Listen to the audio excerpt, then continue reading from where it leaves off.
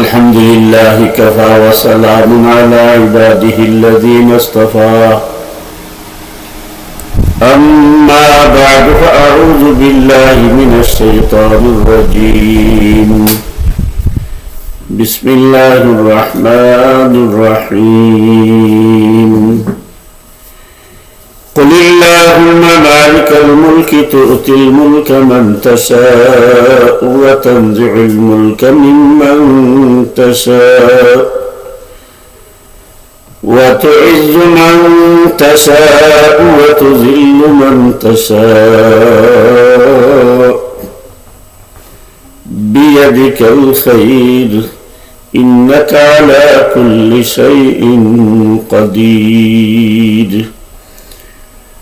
صدق الله المولانا العظيم وصدق رسوله النبي الكريم ونحن على ذلك من الشاهدين والشاكرين والحمد لله رب العالمين السلام عليكم ورحمة الله وبركاته সম্মানিত দর্শক শ্রোতা মণ্ডলী, আজকের সমসাময়িক বিষয়ে জিজ্ঞাসার জবাব অনুষ্ঠানে আপনাদের সবাইকে আন্তরিক মুবারকবাদ ও শুভেচ্ছা।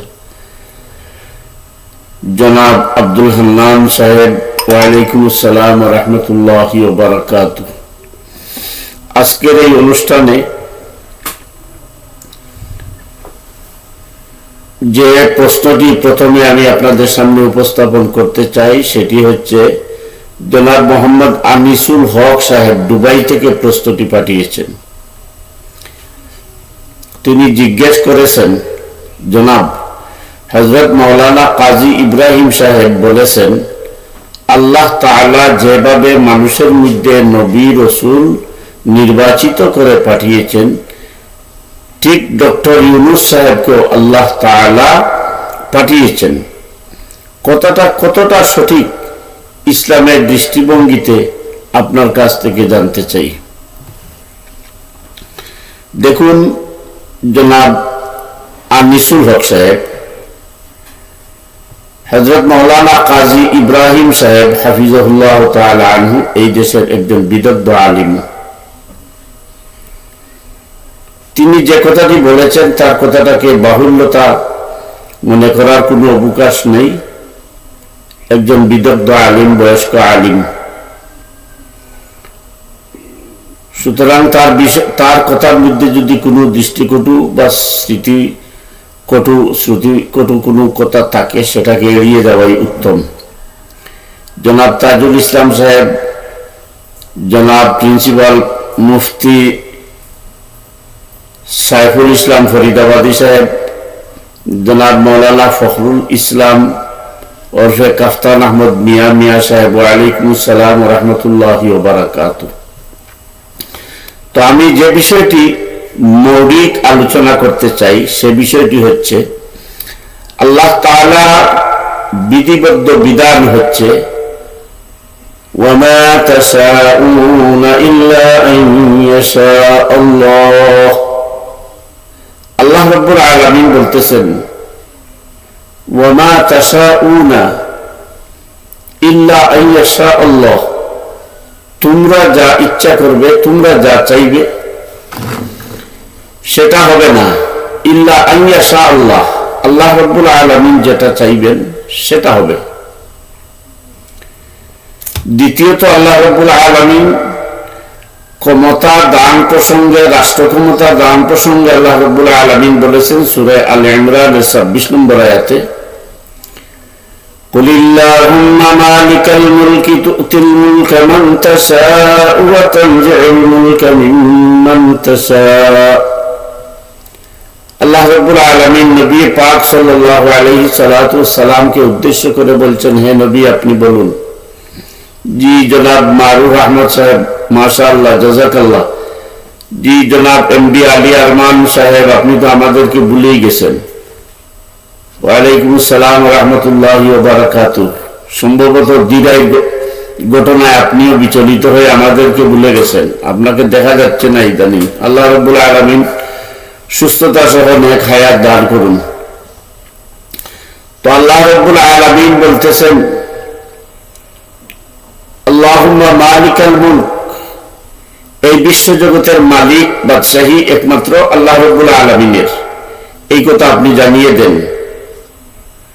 তুতিল মুলকা মান তাশা ওয়া তানজিউল মুলকা মিম্মান তাশা, তিনি যার কাছ থেকে, তিনি যাকে ইচ্ছা তাকে ক্ষমতা দান করেন। ওয়া তানজিউল মুলকা মিম্মান তাশা, আবার ছিনিয়ে নেন তার কাছ থেকে যার কাছ থেকে নেয়ার ইচ্ছা তিনি পোষণ করেন। ওয়া তুইজ্জু মান তাশাউ ওয়া তুযিল্লু মান তাশাউ বিয়াদিকাল খায়র, তিনি যাকে ইচ্ছা ইজ্জত দান করেন আর যাকে ইচ্ছা বেইজ্জতি দান করেন। বিয়াদিকাল খায়র, সমস্ত কল্যাণ এবং সমস্ত অকল্যাণ এই সব কিছুর বিষয় একমাত্র আমি আল্লাহ রাব্বুল আলামিন ক্ষমতাবান, এবং কল্যাণটাও আমি আল্লাহ রাব্বুল আলামিনের হাতে। জি জনাব শামসুল করিম সাহেব, ওয়া আলাইকুম আসসালাম ওয়া রাহমাতুল্লাহ, বারাকাল্লাহু ফি হায়াতিকুম, আমিন ইয়া রাব্বাল আলামিন ওয়া ইয়্যাকুম। তো এই আয়াতে আল্লাহ রাব্বুল আলামিন বলতেছেন, ক্ষমতার একচ্ছত্র মালিক আমি আল্লাহ, এই কথা আপনি জানিয়ে দেন। আমি যাকে ইচ্ছা তাকে ক্ষমতা দান করি, আর যার কাছ থেকে ইচ্ছা আমি তার কাছ থেকে ক্ষমতা ছিনিয়ে আনি। পাশাপাশি আল্লাহ রাব্বুল আলামিন এটাও বলেছেন, ওয়া তুইজ্জু মান তাশা ওয়া তুযিল্লু মান তাশা, ইজ্জত যাকে দেওয়ার আমি আল্লাহ দেই, আর বেইজ্জত যাকে করার আমি আল্লাহই বেইজ্জত করি। তারপরে দেখেন আল্লাহ রাব্বুল আলামিন সূরা আম্বিয়ার 105 নম্বর আয়াতে বলেন, ইন্নাল আরদা ইয়ারিসুহা ইবাদিয়াস সালিহিন, এই যে জমিনের রাজত্ব, এই যে জমিনের ক্ষমতা, এটা আমি আল্লাহ রাব্বুল আলামিন ইবাদিয়াস সালিহিন, সৎ লোকদেরকে দেওয়ার প্রতিজ্ঞাবদ্ধ। আমি চাই সৎ লোকরা এই জমিনের শাসন ক্ষমতায় আসুক।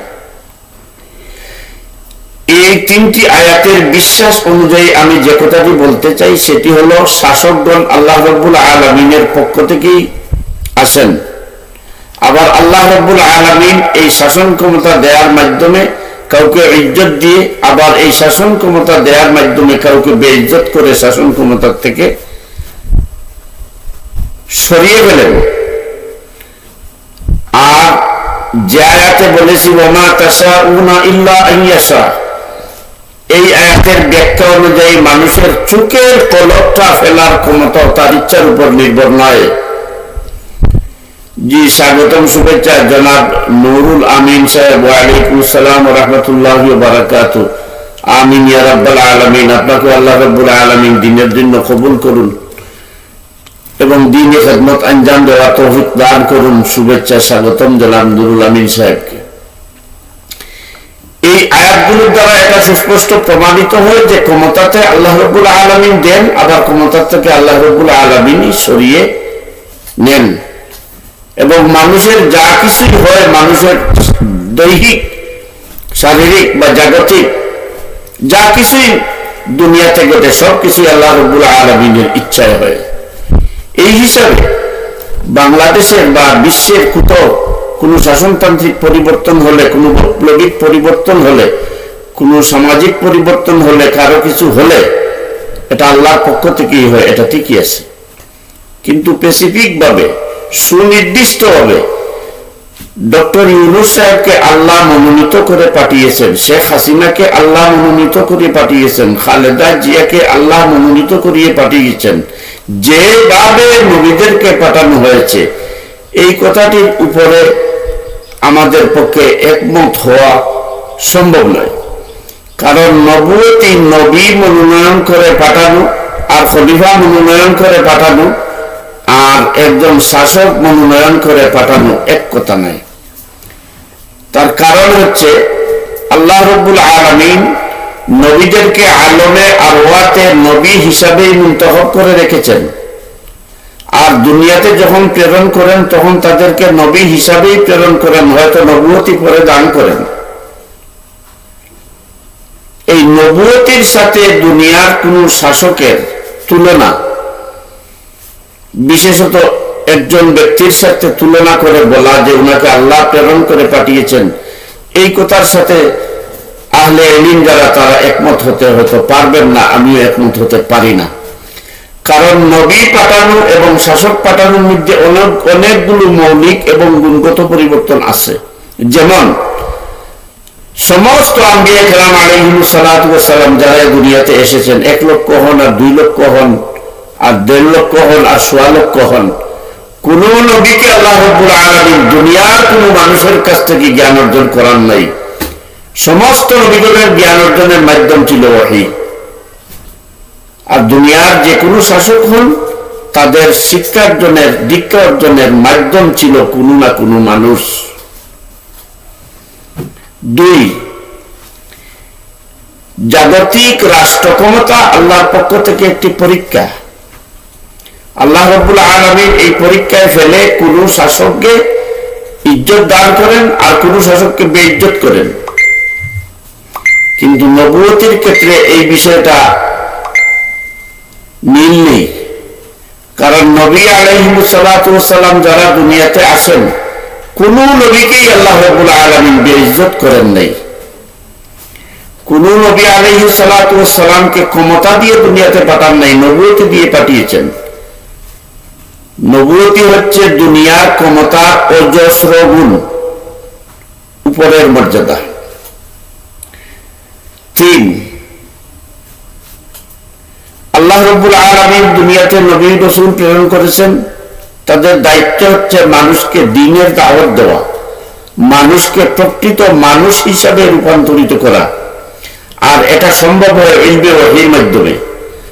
এজন্য নবী আলাইহিস সালাতু ওয়াস সালামকে আল্লাহ রাব্বুল আলামিন ইলমে ওহীর দ্বারা শিক্ষিত করেছেন। 4,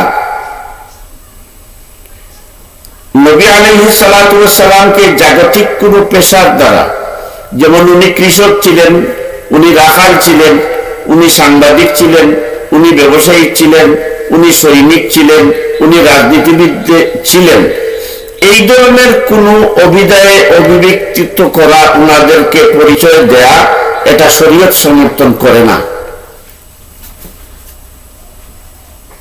এজন্য কোন নবী আলাইহিস সালাতু ওয়াস সালামকে দুনিয়ার কোন পদবি দ্বারা, দুনিয়ার কোন বিশেষণ দ্বারা বিশেষায়িত করা যায় না। কিন্তু শাসককে স্বৈরাচারী বলা যায়, ফেসিবাদী বলা যায়, জালিম বলা যায়, দুঃশাসন বলা যায়। এই জন্য নবী আলাইহিস সালাতু ওয়াস সালাম এবং শাসকদের পাঠানোর মধ্যে এই পার্থক্যগুলো বিদ্যমান রয়েছে। সুতরাং ডক্টর ইউনূস সাহেবকে বা বেগম খালেদা জিয়াকে অথবা হাসিনাকে বা অমুককে আল্লাহ মনোনীত করে পাঠিয়েছেন নবীদের মতো, এই কথাটা কোনো অবস্থাতেই আমরা গ্রহণ করতে পারি না। এটা উনি একজন বিজ্ঞ আলিম, উনি কি জন্য বলেছেন সেটা তার মিজাজ এবং তার হালতের উপরে নির্ভর করে তার কাছ থেকে জানার অবকাশ আছে। যে আমার এমডি সালেহ আহমদ ভাই, ওয়ালাইকুম আসসালাম ওয়া রাহমাতুল্লাহি ওয়া বারাকাতুহু, জি শাহজালাল বিজ্ঞান ও প্রযুক্তি বিশ্ববিদ্যালয় কেন্দ্রীয় মসজিদের ইমাম ও খতিব শাইখুল কুররা হযরত মাওলানা মতিউর রহমান সাহেব, ওয়ালাইকুম আসসালাম ওয়া রাহমাতুল্লাহি ওয়া বারাকাতুহু। ভাই, আলেম ওলামা যেভাবে একজন আরেকজনকে দোষারোপ করছেন, তাহলে তো এভাবে আর ওয়াজ নসিহত করাই যাবে না। কি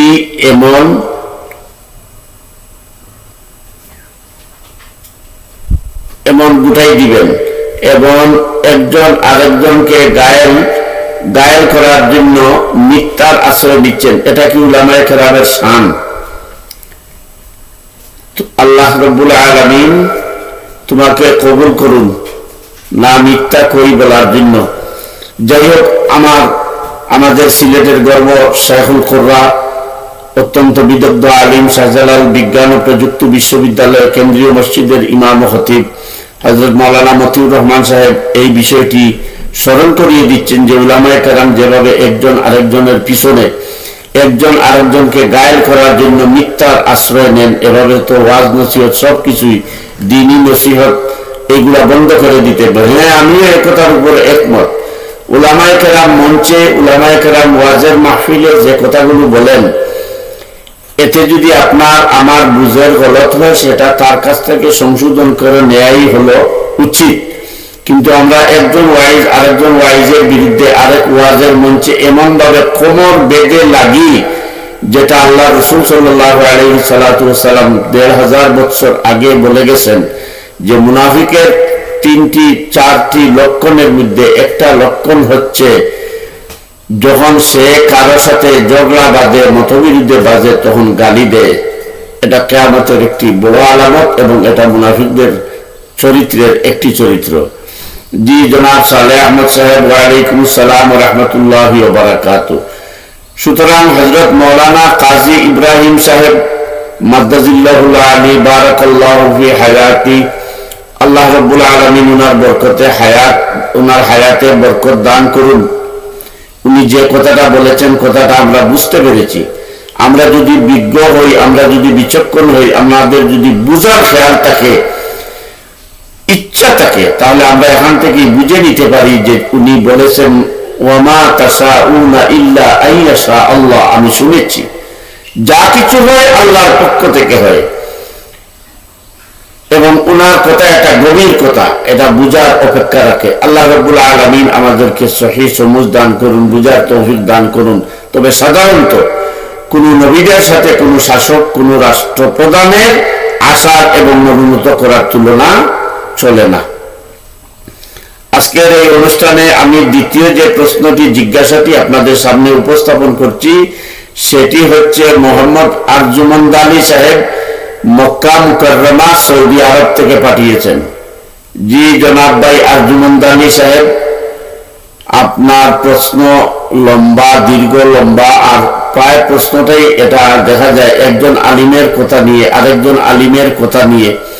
যে আলিম যে কথাটা বলেছেন উনি তো সেটা বুঝে শুনেই বলেছেন, সেটা আবার আমার কাছ থেকে প্রশ্ন করে যাচাই করে নেওয়ার কোন মহৎ উদ্দেশ্য আছে বলে আমি মনে করি না। নতুন কিছু বিষয়ে, শরীয়ী বিষয়ে জানার আগ্রহ থাকলে সেটা প্রকাশ করলে সেটা ভালো হয়। তো আপনি প্রশ্ন করেছেন, হযরত মাওলানা এনায়েতুল্লাহ আব্বাসী হুজুর বলেছেন গণতন্ত্র একটি কুফরি মতবাদ। তিনি বলেছেন পিয়ার পদ্ধতি ইসলাম সমর্থন করে না। তিনি বলেছেন কাজী ইব্রাহিম হুজুর, মুফতি আমির হামজা হুজুর, মিজানুর রহমান হুজুর, আজহারি হুজুর ও তারেক রহমান হুজুর ইনারা কাফির। আমার প্রশ্ন হলো, গণতন্ত্র যদি হারাম হয় আর এই সমস্ত উলামায়ে কেরাম যদি কাফির হন, তাহলে আমরা কথা শুনবো কার কাছ থেকে? এখন এই প্রশ্নটা আমাকে করে আপনার লাভ হবে কি? মানে একজন মেসাবকে আরেকজন মেসাবের পিছনে একজনের ফতোয়া দিয়ে আরেকজনকে কথা বলার, ঝগড়া বাঁধানোর একটা মুখ্যম সুযোগ এটা। জি জনাব ইমাদ হাসান, ওয়ালাইকুম আসসালাম ওয়া রাহমাতুল্লাহি ওয়া বারাকাতুহু। আপনি ভালো আছেননি? আপনার জন্য দোয়া হইল। আল্লাহুম্মা আমিন ইয়া রাব্বাল আলামিন। আমিও আপনাদের জন্য দোয়া করি, আমার হালতের উপরে দোয়া করবেন। আলহামদুলিল্লাহ আলা কুল্লি হাল। এই তো ঘরে আসি আপনাদের সাথে কিছু কথাবার্তা বলার জন্য, আপনাদের সামনে উপস্থিত হই। কম্পিউটার একটি নষ্ট হয়ে গেছে, আরেকটি নষ্ট হওয়ার পথে, কাজকর্ম লেখালেখির ঝামেলা কম, এই জন্য আপনাদের সাথে কিছু সময় কাটাই। আমার জন্য দোয়া করবেন, আমিও আপনাদের জন্য দোয়া করি। তো জনাব আরজুমন্দ আলী সাহেব, আমি মৌলিক কথাগুলো বলি। আব্বাসী সাহেব কি বলেছেন আর কে কি বলেছেন সেটা আমি এখানে না বলাই ভালো। তিনি যে কথা বলেছেন, তিনি বিজ্ঞ আলিম, আমাদের চাইতে বহু উপরের দরজার আলিম, একজন বুজুর্গ মানুষ। তিনি যে কথাগুলো বলেছেন সে কথাগুলো তার সাথে, তার কাছে বসে সমাধান করা ভালো। জি হযরত কাফতান আহমদ মিয়া হেফাজতের আমির এবং জমিয়ত প্রধানের অবিরাম মিথ্যাচার কি গুনাহ বলে বিবেচিত হবে? ইনশাআল্লাহ এটার ফতোয়া আপনি ভালো জানেন। মিথ্যা হচ্ছে আল কিযবু উম্মুল খাতায়া, সমস্ত গুনার জননী হচ্ছে মিথ্যা। অবিরাম মিথ্যাচার, তুহমত আরোপ, এগুলা কবিরা গুনাহ। সে যেই করুন, হই আমি আর হই আপনি, আর হন জামাতের আমির, না হয় হেফাজতের আমির, না হয় জমিয়তের আমির, গুনাই। মিথ্যাচার হচ্ছে সমস্ত পাপাচারের জননী, তুহমত আরোপ হচ্ছে কবিরা গুনাহ। আর যেটা ওনারা বলতেছেন সেটা যদি সত্য না হয় অবশ্যই কবিরা গুনাহ হবে, মিথ্যা হবে, মিথ্যাচার হবে। তো আমি বলছি যে আব্বাসী হুজুর হন আর যেই হন, গণতন্ত্র কুফরি মতবাদ উনি যদি বলেছেন, আমি শুনেছি। আমিরে জামাতের সাথে উনার কথাবার্তা হয়েছে, আমিরে জামাত এটা প্রমাণ করে দিয়েছেন। শুধু তাই নয়, জমিয়তে উলামায়ে ইসলাম, যেটা জমিয়তে উলামায়ে হিন্দের প্রতিষ্ঠাকালীন সময়ে যে মৌলনীতি ছিল, সেই মৌলনীতির মধ্যেও গণতন্ত্র, সমাজতন্ত্রকে কুফরি মতবাদ বলা হয়েছে। ধর্মনিরপেক্ষতাবাদ এবং জাতীয়তাবাদকে কুফরি মতবাদ বলা হয়েছে। আব্বাসী হুজুর বলেছেন কুফরি মতবাদ, সেটা তিনি বলতে পারেন। তার যুক্তিতে তিনি বলেছেন, কি যুক্তি উপস্থাপন করেছেন বা দলিল উপস্থাপন করেছেন সেটা আমি জানি না। তিনি যদি এর পিছনে কোনো দলিল দিয়ে প্রমাণ করতে পারেন গণতন্ত্র হারাম, তাহলে তো গণতন্ত্র হারাম সমস্ত বিশ্বের মানুষকে মানতে হবে, মুসলমানদেরকে মানতে হবে। আমি যেটা জানি এবং আমি যেটা অধ্যয়ন করে পেয়েছি সেটা আমি আপনাদের সামনে উপস্থাপন করতে পারি। আল্লাহ রাব্বুল আলামিন কুরআনে কারীমের সূরা শুরার 38 নম্বর আয়াতে বলেছেন, ওয়া আমরুহু শুরা বাইনাহুম। ওয়া আমরুহুম শুরা বাইনাহুম, এই শুরা শব্দের অর্থ হচ্ছে শুরাই নিজাম। আর শুরাই নিজাম যেটা, সেটাই হচ্ছে গণতন্ত্র। এখন প্রশ্ন হলো, নামাজ পড়া এই আয়াতের আগেও আছে আকিমুস সালাত। এখন নামাজ পড়ার কথা আল্লাহ রাব্বুল আলামিন বলেছেন, নামাজ কায়েম করার কথা বলেছেন। এখন একজন মানুষ যদি নামাজ পড়তে গিয়ে নিষিদ্ধ সময়ে নামাজ পড়ে, যেমন সূর্য উদয়ের সময় নামাজ পড়ে, সূর্য অস্ত যাওয়ার সময় যদি নামাজ পড়ে, তাহলে তার নামাজ হবে না, উল্টা গুনাহ হবে। কেউ যদি অপবিত্র অবস্থায় নামাজ পড়ে, তাহলে সেই নামাজ তার নামাজ হবে না, বরং নামাজ দিয়ে সে আরো পাপ অর্জন করবে। নামাজ পড়বে কিবলামুখী হয়ে। সে যদি কিবলাকে পিছন দিকে, বাইতুল্লাহকে পিছন দিকে রেখে যদি নামাজ পড়ে, তাহলে তার নামাজ হবে না। এই জন্য কেউ বলবে না যে নামাজ ঠিক নয়, বলবে তার নামাজ পড়া ঠিক হয়নি। অনুরূপ ভাবে আল্লাহ রাব্বুল আলামিন বলেছেন, ওয়া আমরুহুম শুরা বাইনাহুম, এটাই হচ্ছে শুরাই নিজাম, এটাই হচ্ছে গণতন্ত্র। এটার ব্যবহার খারাপ হতে পারে। জি জনাব এম.এ. মালিক সাহেব, আসসালামু আলাইকুম ওয়া রাহমাতুল্লাহ। ওয়া আলাইকুম আসসালাম ওয়া রাহমাতুল্লাহ। হুজুর, সব ইসলামী দলের নেতারা বলেন তাদের দল হকপন্থী। এখন সবাই যেহেতু হক পথের দিশারি বলেন, তাহলে সাধারণ মানুষ কোন ইসলামী দলের আশ্রয় নেবে এবং হকপন্থী ইসলামী দল চিনার উপায় কি? কারা হকপন্থী, তাদের চলন কায়দা, তাদের আচরণ কেমন হবে, একটু ব্যাখ্যা করলে আমরা সাধারণ মানুষ উপকৃত হই। ইনশাআল্লাহ এই ধরনের ব্যাখ্যা সম্পর্কিত অনেকগুলো বই আছে।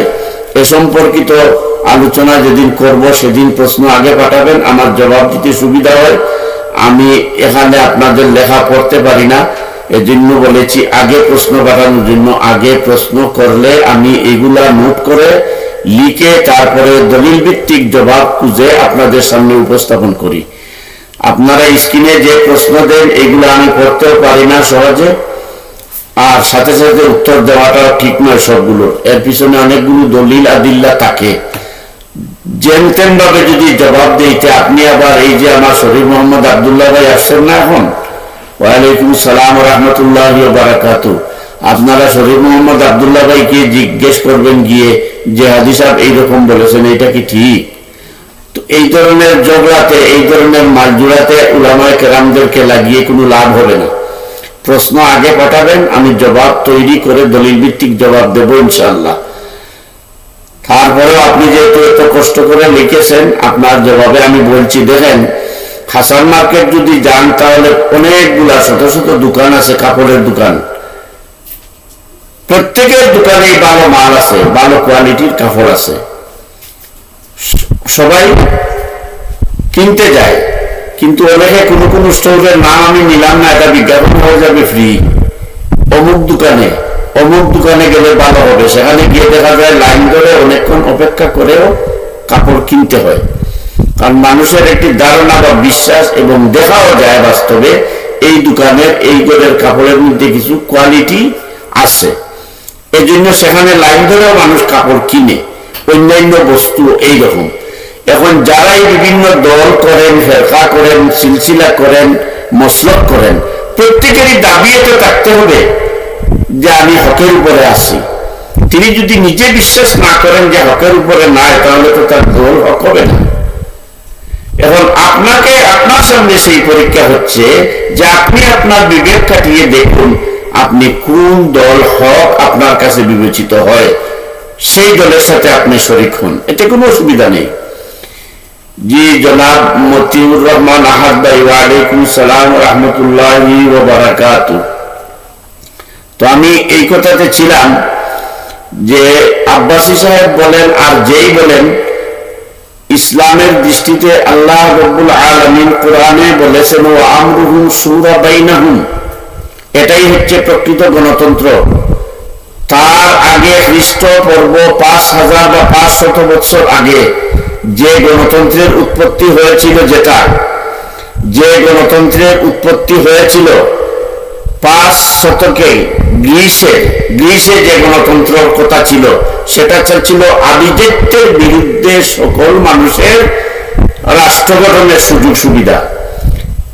সেটার সাথে ইসলামী যে গণতন্ত্র ওয়া আমরুহুম শুরা বাইনাহুম, এখানে অভিজাত শ্রেণীর কথা বলা হয়নি, বলা হয়েছে পারস্পরিক পরামর্শের ভিত্তিতে। এটাই হলো প্রকৃত গণতন্ত্র। অনুরূপভাবে আব্রাহাম লিঙ্কন 1863 সালের 16 নভেম্বর তিনি যে by the people of the people বলে যে গণতন্ত্রের ব্যাখ্যা দিয়েছেন, এটার সাথে ইসলামের কোনো সংঘর্ষ নেই।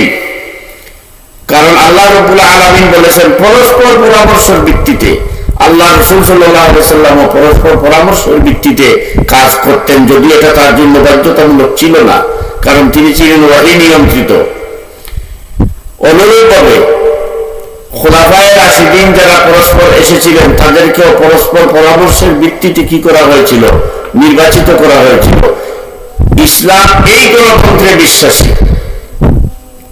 এখন যদি এই গণতন্ত্রকে কেউ অপব্যবহার করে দিনের বুট রাতের বুট রাতে দিয়ে দেয়, দিনের বুট রাতে দিয়ে দেয়, জীবিত মানুষের বুট রেখে মরা মানুষের বুট দিয়ে দেয়, কেউ যদি দলের ভিতরে গণতন্ত্র না রেখে, গণতান্ত্রিক ব্যবস্থা না রেখে পরিবারতন্ত্র, সাহেবজাদাতন্ত্র প্রতিষ্ঠা করে, তাহলে এটা কি গণতন্ত্রের দোষ হয়ে গেল?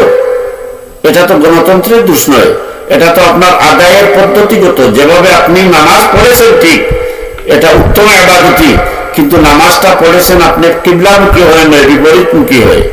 নামাজ পড়েছেন আপনি ঠিক, সেটা সূর্য উদয়ের সময় এবং সূর্যাস্তের সময় পড়েছেন, যে সময় নামাজ পড়া নিষিদ্ধ, এজন্য নামাজের দোষ হয় না। শুরাই নিজাম যেটা ইসলামী গণতন্ত্র, ইসলামী শুরাই নিজাম, আল্লাহ রাসূল সাল্লাল্লাহু আলাইহি সাল্লাম যেটা দেখিয়ে গেছেন, আসহাবে রাসূল খুলাফায়ে রাশিদিন যেটা দেখিয়ে গেছেন, সেই গণতন্ত্র হারাম হতে পারে না। দ্বিতীয়ত, বর্তমান সময়ে যে পদ্ধতিতে নির্বাচন হচ্ছে, এই পদ্ধতি বা গণতান্ত্রিক পদ্ধতিতে উলামায়ে কেরামের বা ইসলামী দলের বা ইসলামী চিন্তাবিদদের এই পদ্ধতির নির্বাচনে শরীক হওয়া জায়েজ কিনা, এটা হচ্ছে কথা। এ ব্যাপারে বর্তমান সময়ের বিশ্বের শ্রেষ্ঠ ইসলামী স্কলার যারা, তারা লিখিত ফতোয়া দিয়েছেন যে প্রচলিত গণতান্ত্রিক পদ্ধতিতে যে গণতন্ত্রের বুট বেচা কেনা হয়, যে গণতান্ত্রিক পদ্ধতিতে নির্বাচনের মাধ্যমে তাগুতি শক্তিকে, যে গণতান্ত্রিক পদ্ধতিতে জালিম শাসক গোষ্ঠীকে, যে গণতান্ত্রিক পদ্ধতিকে মানুষের গড়া আইন প্রণয়ন, রচনা এবং বাস্তবায়নের চেষ্টা করা হয়, এই গণতান্ত্রিক পদ্ধতিতে নির্বাচনে প্রতিদ্বন্দ্বিতা করা শুধু জায়েজ বলেন নাই, সমকালীন বিশ্বের সেরা মুফতি হুসাইনি, আব্দুল্লাহ বিন বাজ সহ 113 জন বিশ্বের শ্রেষ্ঠ মুফতিয়ান ফতোয়া দিয়েছেন তাগুতি শক্তির মোকাবিলায় শরীয়ী আইন প্রতিষ্ঠা, অসৎ লোককে সরিয়ে সৎ লোকের নেতৃত্ব প্রতিষ্ঠা, অযোগ্য লোকের বিপরীতে যোগ্য লোককে বসানোর উদ্দেশ্যে প্রচলিত নির্বাচনে প্রতিদ্বন্দ্বিতা করা ফরজ বলেছেন। 1996 সালে আলজেরিয়ার শ্রেষ্ঠ উলামায়ে কেরাম মুফতিগণ ওআইসিতে এবং রাবেতায়ে আলম আল ইসলামিক ইফতা বিভাগে এবং সৌদি আরবের ধর্ম মন্ত্রণালয়ের ইফতা বিভাগে এই ফতোয়া চেয়েছিলেন। এই ফতোয়াতে 133 জন উলামায়ে কেরাম, ভারতবর্ষের উলামায়ে কেরাম সহ তারা ফতোয়া দিয়েছেন যে প্রচলিত পদ্ধতিতে নির্বাচনে প্রতিদ্বন্দ্বিতা করা শুধু জায়েজ নয়, ফরজ। কারণ আপনারা ঘরে বসে থাকবেন, তারা মাছ চষে বেরিয়ে লুটেরা, গমচুর, তেলচুর, সরকারের সম্পদ চুর, বিদেশি অর্থ পাচারকারীরা ক্ষমতায় বসে যাবে। তাদেরকে আটকাতে কি করা? প্রতিদ্বন্দ্বিতা করা ফরজ বলেছেন। এর মোকাবিলায় শুধুমাত্র আহলে হাদিস সালাফি যারা, তারা বলেছেন এই যে আব্রাহাম লিঙ্কনের by the people of the people, এই দলিলের ভিত্তিতে প্রচলিত নির্বাচনে প্রতিদ্বন্দ্বিতা করা জায়েজ নয়। মরহুম ডক্টর আব্দুল্লাহ মোহাম্মদ জাহাঙ্গীর রহমতুল্লাহি আলাইহি, মুফতি রফি উসমানী, মুফতি তকি উসমানী সাহেবের ভাই, মুফতি শফি রহমতুল্লাহ আলাইহি, মুফতি তকি উসমানী সাহেবের ভাই, আবুল হাসান আলী নদভী রহমতুল্লাহ আলাইহি, নদওয়াতুল উলামার মুসান্নিফিনের একজন, আল্লামা সাহেব নদভী শেখুল হাদিস দারুল উলুম ভারত, আল্লামা আহমদ আলী লাহুরি, আল্লামা আব্দুল জামিল বদরপুরি, আমাদের বাংলাদেশের শীর্ষ উলামায়ে কেরাম বসে 1983 সালে ঢাকাতে বসে, পাকিস্তান বসে, দারুল উলুম দেওবন্দে বসে ফতোয়া দিয়েছেন প্রচলিত এবং 1993 সালে ইসলামী শাসনতন্ত্র আন্দোলন, যেটা চরমোনাইর নেতৃত্বাধীন, এই দলের মজলিসে সুরার বৈঠকে আমি যেখানে এই সভা উপস্থাপন করেছিলাম, সঞ্চালন করেছিলাম, এই বৈঠকে বাংলাদেশের শীর্ষ উলামায়ে কেরাম ছিলেন। আহমদ শফি রহমতুল্লাহ আলাইহি ছিলেন, জুনায়েদ বাবুনগরী সাহেব ছিলেন, এই বর্তমানে যে কি মহিবুল্লাহ বাবুনগরী হাফিজাহুল্লাহ ছিলেন, আব্দুল জব্বার সাহেব ছিলেন, গহরপুরি সাহেব ছিলেন। এই ধরনের 313 জন শীর্ষ উলামায়ে কেরাম বসে এটা ফতোয়া দিয়েছেন যে জাহিদু ফিল্লাহি হাক্কা জিহাদি, তাগুতি শক্তি যখন গণতন্ত্রের অপব্যবহার করে প্রচলিত নির্বাচন পদ্ধতিতে নির্বাচন করে তারা ক্ষমতায় যায় আর শরীয়ী আইনকে আটকাতে চায়, এই দৃষ্টিভঙ্গিতে জিহাদের অংশ হিসাবে আমাদেরকে প্রচলিত পদ্ধতির নির্বাচনে অংশগ্রহণ করতে হবে।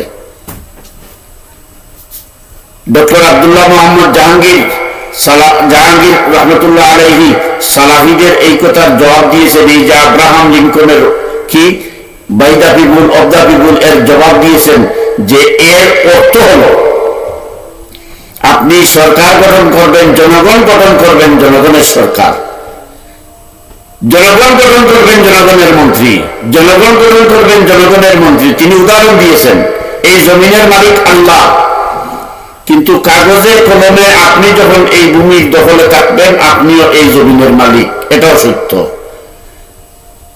আল্লাহ রাব্বুল আলামিন বলেছেন হারাম কাজ করো না, বিদায় আপনি জমিনে হারাম কাজ করতে পারেন না, করলে গুনাহগার হবেন। আল্লাহ রাব্বুল আলামিন বলেছেন জমিনে পতিতালব করো না, এখন যদি আপনি সেটা করেন তাহলে আপনি গুনাহগার হবেন। অনুরূপভাবে এই যে by the people of the people, এইটা এইরকমই যে জনগণকে নিয়ন্ত্রণ করার জন্য, শাসন করার জন্য, রাষ্ট্র ক্ষমতা পরিচালনা করার জন্য জনগণই জনগণের সরকার নির্বাচিত করবে। এর মানা এই নয় যে এটা সার্বভৌমত্ব, মানা আল্লাহ সার্বভৌমত্বের সমকক্ষ হয়ে যাবে। এই সার্বভৌমত্বের অর্থ হচ্ছে সরকার প্রতিষ্ঠা করা, কিন্তু সার্বভৌম ক্ষমতার উৎস একমাত্র আল্লাহ রাব্বুল আলামিন। যেমন জমিনের মালিক আল্লাহ, এই ঘরের মালিক আল্লাহ, কিন্তু আমি আব্দুল হাই জেহাদি ওখানে থাকি, এখানে বুক করার, এখানকে এটাকে রঙানোর, এটাকে গুছানোর, এটাকে সংস্কার করার দায়িত্ব আমার, কিন্তু আমি এই ঘরে বসে আল্লাহ নাফরমানি করতে পারবো না, এটা আল্লাহর নিষেধ। এই জবাব দিয়েছেন ডক্টর আব্দুল্লাহ মোহাম্মদ জাহাঙ্গীর সহ আমি এতজনের জবাব নিলাম। সম্মানিত দর্শক শ্রোতা মন্ডলী, সুতরাং প্রচলিত গণতান্ত্রিক পদ্ধতিতে নির্বাচনে অংশগ্রহণ করা জায়েজ নয়, এটা কুফরি মতবাদ। এই কথা মুফতি এনায়েতুল্লাহ আব্বাসী সাহেব হুজুর বলুন, আর জমিয়তে উলামা ইসলাম বলুন, আর হেফাজতে ইসলাম বলুন, আর আমি আব্দুল হাই জেহাদি বলি, এটা ঠিক নয়। এটা গণতন্ত্রের অপব্যবহার যারা করে তারা তাদের দায়। তারা যদি দিনের ভোট রাতে করে, জীবিতদের ভোট মৃতদের দিয়ে করে, পরিবারতন্ত্র প্রতিষ্ঠা করে, সাহেবজাদা তন্ত্র প্রতিষ্ঠা করে, এটা গণতন্ত্রের দোষ নয়, এটা গণতন্ত্রের প্রয়োগকারীদের দোষ। সময় গড়িয়ে আসছে, আমি শেষ প্রশ্নটি আপনার যেটা করেছেন যে এনায়েতুল্লাহ আব্বাসী সাহেব বলেছেন পিআর পদ্ধতি ইসলাম সমর্থন করে না। উনি পিআর পদ্ধতি ইসলাম সমর্থন করে না। আমি তো 3 থেকে 4 মাস আগে ওনাকে লিখেছিলাম যে হযরত এটা কোন দৃষ্টিকোণ থেকে আপনি বললেন, উনি তো আর কোনো জবাব দেন নাই। এখন তো পিআর পদ্ধতি তৈরি হয়নি, মায়ের গর্ভে সন্তান আসেনি, আপনি নাম একটা রেখে ফেললেন, এটা তো ঠিক নয়। জি কবির ভাই, ওয়ালাইকুম আসসালাম রাহমাতুল্লাহি ওয়া বারাকাতুহু। মাশাআল্লাহ, সময় উপযোগী চমৎকার আলোচনা। আল্লাহ রাব্বুল আলামিন আপনার এই নিয়তকে, আপনার এই কথাকে কবুল করুন, ভালো কথা বলার তৌফিক দান করুন। তো আমি এই কথাটি বলতে চাচ্ছি, পিআর পদ্ধতি যেটা, এটা ইতিবাচক দিক আছে, নেতিবাচক দিক আছে। ইতিবাচক দিক হলো একটা, কয়েকটার মধ্যে একটা ইতিবাচক দিক আমি বলি। বর্তমান সময়ে যদি পিআর পদ্ধতিতে নির্বাচন হয়, তাহলে জমিয়ত, খেলাফত, কি যেন ইসলামী ঐক্যজোট, কি বলে এই কি খেলাফত আন্দোলন, খেলাফত মজলিস, ইসলামী ঐক্যজোট, নিজামে ইসলাম, হেমায়তে ইসলাম, মুসলিম ঐক্য পরিষদ সহ যত ছোটখাটো দলগুলো আছে সবাই সরকার গঠনে তথা সংসদে প্রতিনিধিত্ব করার মতো ভোট পেয়ে যাবে। সকলেই সংসদে প্রতিনিধিত্ব করার সুযোগ পাবে। আর যদি এইটা হয়, তাহলে সংসদে সংখ্যাগরিষ্ঠ আসন নিয়ে সরকার গঠন করার মতো ভোট ইসলামী শক্তিগুলো পেয়ে যাবে। কথাটা আবারও আমি বলি, পিআর পদ্ধতিতে নির্বাচন হলে ইসলামী দল সহ ছোটখাটো দলগুলো মিলে সরকার গঠন করার মতো ভোট এবং আসন সংখ্যা পেয়ে যাবে। যদ্দূর যারা 45 ভাগ 35 ভাগ ভোট পেয়েও সরকার গঠন করে এবং বাইরে আন্দোলন করে, আমরা তত্ত্বাবধায়ক সরকার কি চিনি না, এটা মাথায় দেয় না, খায়, এটা আমরা বুঝি না। আবার তত্ত্বাবধায়ক সরকার আইন পাস করে, তত্ত্বাবধায়ক সরকার আইন পাস করে ক্ষমতায় যায়, ক্ষমতায় যাওয়ার পরে আবার তত্ত্বাবধায়ক সরকার আইন বাতিল করে। এই যে এক পেশে নীতি, স্বৈরতান্ত্রিকতা, এই স্বৈরতান্ত্রিক মন মানসিকতার দল যেগুলো পালন করে, লালন করে, এদের বরাডুবি হয়ে যাবে। এজন্য তারা এর বিরোধিতা করছে। এটা হলো ইতিবাচক দিক।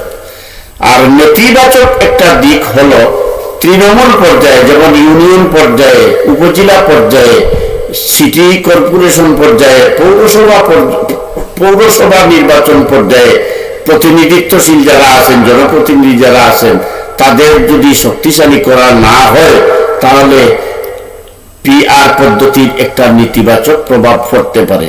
দ্বিতীয়টি হচ্ছে, এতে সরকার অনেকটা দুর্বল থাকে। দুর্বল থাকার মানে হচ্ছে এই, গম চুরি, চাউল চুরি, তেল চুরি, খাম্বা চুরি, টাকা চুরি, এতিমখানার টাকা দান, এই সমস্ত কার্যকলাপ করলে যে কোনো সময় আপনার সঙ্গীয় সাথীরা বিক্ষোভ করে আপনার প্রতি বিরুদ্ধাচরণ করে, আপনার অন্যায় প্রতিবাদ করে আপনার মস্তক থেকে আপনাকে ফেলে দিতে পারে। জি জনাব আলী আহমদ সাহেব, ওয়ালাইকুম আসসালাম রহমতুল্লাহ বারাকাত। সমযোগীয় বক্তব্য এবং পরামর্শ বর্তমান সময়ে খুব ভালো উদ্যোগ, আলহামদুলিল্লাহ। আমারও সময় শেষ হয়ে আসছে, এই কথাটা বলেই শেষ করি। সুতরাং মৌলানা কি কি কি কি যেন এনায়েতুল্লাহ আব্বাসী, মৌলানা এনায়েতুল্লাহ আব্বাসী হাফিজাহুল্লাহ তাআলা আনহু কোন যুক্তিতে বললেন পিয়ার পদ্ধতি ইসলাম সমর্থন করে না? এই কথা বলে তিনি কাদেরকে উৎসাহিত করেছেন এটা আল্লাহ রব্বুল আলামিন ভালো জানে। আমি শুধু এই কথাটা আবার বললাম, পিয়ার পদ্ধতিতে বর্তমান প্রেক্ষিতে পিয়ার পদ্ধতিতে নির্বাচন হলে একটি মাত্রই উপকার, সেটা হচ্ছে ইসলামী শক্তির ক্ষমতায় যাওয়ার সম্ভাবনা 90 ভাগ। এজন্য অপশক্তি যারা পরিবারতন্ত্র লালন করে যারা রাষ্ট্র ক্ষমতায় যেতে চায় তাদের বড়াডুবি হবে, তাই তার বিরোধিতা করে। এখন কিছু ইসলামী দলও দেখা যায় ইদানিং পিয়ার পদ্ধতির বিরোধিতা করে। তারা পিয়ার পদ্ধতি কতটা বুঝেছেন সেটাও আমার বুঝে আসে না। এনায়েতুল্লাহ আব্বাসী সাহেব কোনো জবাব দেন নাই, এতে মনে হচ্ছে তিনি সেখান থেকে সরে গেছেন। এরপরে আপনি বলেছেন এনায়েতুল্লাহ আব্বাসী হুজুর অমুক হুজুরকে তমুক হুজুরকে তমুক হুজুরকে কাফির বলেছেন। ভাই, ইসলামী শরীয়তে কোন মুশরিক কাফিরকেও কাফির মুশরিক বলা নিষেধ। কারণ হতে পারে সে মরার আগে ঈমান গ্রহণ করতে পারে, এজন্য তারা শিরকের মধ্যে লিপ্ত আছে, কুফরির মধ্যে লিপ্ত আছে, এটা বলতে পারি। আর কোন মুসলমানকে কাফির বলা ইসলামী শরীয়তে সম্পূর্ণ হারাম, কবিরা গুনাহ। যদিও কেউ কুফরি করে ফেলে, শিরকি করে ফেলে, তার কথার মধ্যে যদি কুফরি কথা থাকে, শিরকি কথা যদি তার মধ্যে থাকে, তাহলে তাকে ইসলাহের নিয়তে, সংশোধনের নিয়তে বলা যেতে পারে এই কথাটা, এই কাজটার মধ্যে কুফরি আছে, এটা সংশোধন করার দরকার। কিন্তু সরাসরি অমুক হুজুরকে অমুক মৌলানাকে, তমুক হুজুরকে তমুক মৌলানাকে কাফির কুফির এইসব বলা, এইসব দম্ভক্তি করা নিজেকে নিজে কুফরির মধ্যে ফেলে দেওয়ার শামিল। কারণ যাকে কাফির ফতোয়া দেওয়া হলো তিনি যদি কাফির না হয়ে থাকেন তাহলে যিনি ফতোয়া দিয়েছেন তিনি কাফির হয়ে যাবেন, কুফরি হালতে তার মৃত্যু হবে। আযানাল্লাহু মিন যালিক। এখন দেখার বিষয় হলো কবির ভাই আছেন কিনা জানি না, ফখরুল ইসলাম খান সাহেব দেখছি এসেছেন, চলে গেছেন মনে হয়। আল্লাহ রাব্বুল আলামিন উনাকে সুস্থতা দান করুক, সবাই আমরা দোয়া করি। আমাদের এলাকায়ও আছে কবির ভাই, আমাদের এলাকা হাজির উত্তর পশ্চিমে, আমাদের বাড়ির থেকে সুজা পশ্চিম দিকে জৈন্তার, হরিপুর, ফতেপুরে এই সমস্ত আছে। অনেকে আমরা গালি দেই এ কাফির, এই কাফির। যেমন আমাদের হরিপুরি সাহেব মাঝে মধ্যে কাফিরের কাফির বলতেন। এনায়েতুল্লাহ আব্বাসী সাহেব যদি সেই কৌমের, সেই গ্রুপের, সেই গোষ্ঠীর মানুষ হয়ে থাকেন তাহলে কোথায় কোথায় কাফির বলা এইটা ইমানি কুফরের সাথে সম্পর্কিত না, এটা পরিভাষা, প্রচলন, এটা প্রচলন। কিন্তু ইমানি হাইসিয়তে বিশ্বাসের দিক থেকে যদি তিনি কাউকে এভাবে কাফির কাফির কাফির বলে সম্বোধন করেন, এটা শুধু উম্মার জন্য বিপজ্জনক নয়, তার মতো একজন বিদগ্ধ আলিম, একজন সম্মানিত আলিমেরও মৃত্যু কোন হালতে হবে এটা সংশয়পূর্ণ। এজন্য আমি আপনাদের মাধ্যমে অনুরোধ করব, হযরতকে যদি কারো দেখা হয়, কথা বলার সুযোগ হয়, মোবাইলে যোগাযোগ করার সুযোগ হয়, আমি যোগাযোগ করার চেষ্টা করেও পারি নাই, তাহলে ওনাকে বলবেন যে এই জাতীয় কথাবার্তা এগুলা বিপজ্জনক। বিশেষত একটু আগে আমাদের ভার্সিটির ইমাম সাহেব বলেছেন যে আমাদের যে অবস্থা শুরু হয়েছে, এক মঞ্চে একজন ওয়াজ করলে আরেকজন আরেক মঞ্চে বসলে তার জবাব দিয়ে তাকে খাটো করার চেষ্টা করে, তাকে নিয়ে তুচ্ছ-তাচ্ছিল্য করার চেষ্টা করে। এজন্য সেই কিছুদিন আগের মাইজুলার মতো হয়ে গেছে। এইসব পরিহার করতে হবে উলামায়ে কেরামদেরকে, আমাদের জন্য বিপদ ডেকে আনবে। পরবর্তী জবাবগুলো আগামী অনুষ্ঠানে দেওয়ার চেষ্টা করবো ইনশাআল্লাহ। যেহেতু আপনাদের সময়ের স্বল্পতা, আমারও স্বল্পতা, বিরক্তিকর না হয় এই জন্য আমি নির্ধারিত 30 মিনিটের ভিতরেই শেষ করার চেষ্টা করেছি। আল্লাহ রাব্বুল আলামিন আমাদেরকে সহি সমঝ দান করুন। ওয়া আখিরু দাওয়ানা আনিল হামদুলিল্লাহি রাব্বিল আলামিন। আগামীকালের অনুষ্ঠান দেখার আমন্ত্রণ জানিয়ে এখানে শেষ করছি। আসসালামু আলাইকুম ওয়া রাহমাতুল্লাহি ওয়া বারাকাতুহু।